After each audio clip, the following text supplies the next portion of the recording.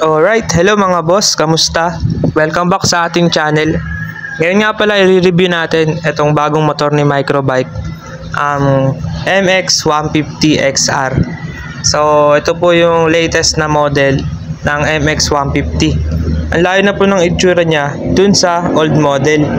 Kaya tara mga boss, kung mahilig ka sa mga enduro type na motor, sama-sama tayo i-review natin itong MX150XR.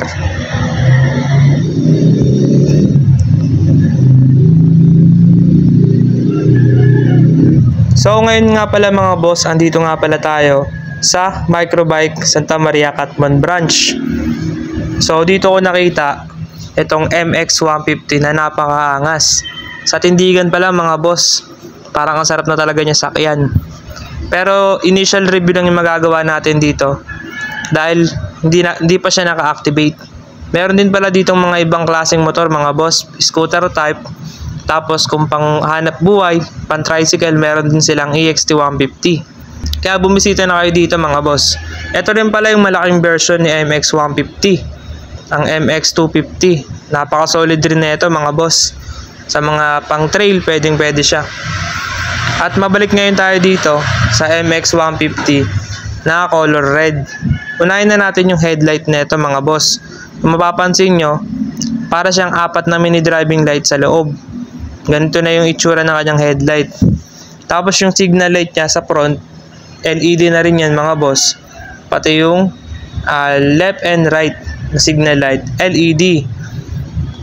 Pati dito sa may likod mga boss, LED na rin yan yung signal light niya. Tapos yung tail light niya, ganyan po yung design, LED na rin yan.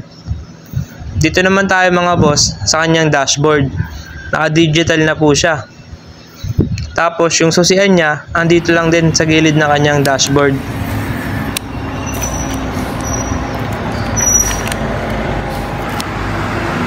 May handle switch niya, busina, signal light, pati yung ilaw, pati kill switch, meron na rin siya.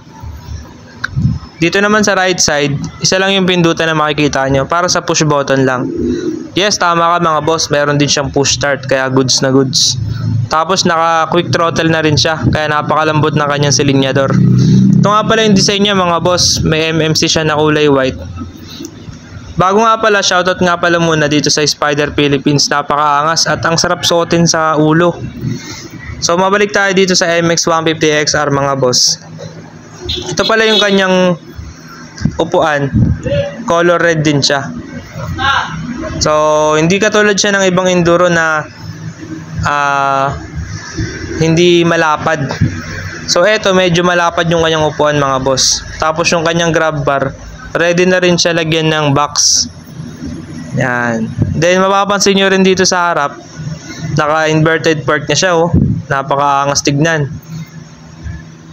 Tapos eto po mga boss, yung kanyang braking system, naka disc brake na rin siya.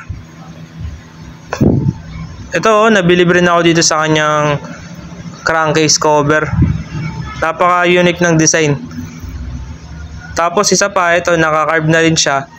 Navy. So, hindi ko lang sure mga boss kung orig siya or hindi siya orig. Pero ganun pa man, at least naka-navy carb na siya. Yung likod nga niya pala mga boss, ayan, naka-disc brake na rin yan. Tapos sa gulong, kasi yung mga nagtatanong dyan, naka 350 by 16 yung likod niya. 16 na, tapos yung harap naman mga boss, 300 by 19. Yan, so 16 and 19 yung kanyang sukat ng gulong.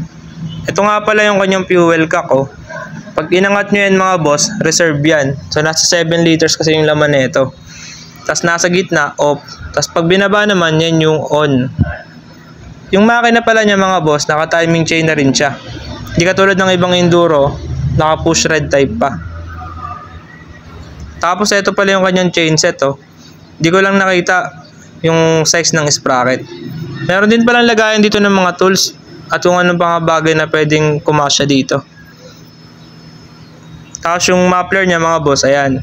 So medyo mainit dyan banda, kaya lagyan nyo na lang ng thermal wrap. Ito pala yung itsura ng kanyang muffler oh. Tapos yung kanyang gas cap. Ito mga boss. Ganito lang siya kadali buksan. Yan. Para pag magpapagas tayo, dito natin bubuksan. Tapos meron na pala na MMC na nakalagay dyan mga boss. Syempre, ang ganda ng tayo nyo. MX150XR. Meron din palang black, color black na ito. Ang pogi-pogi yan mga boss.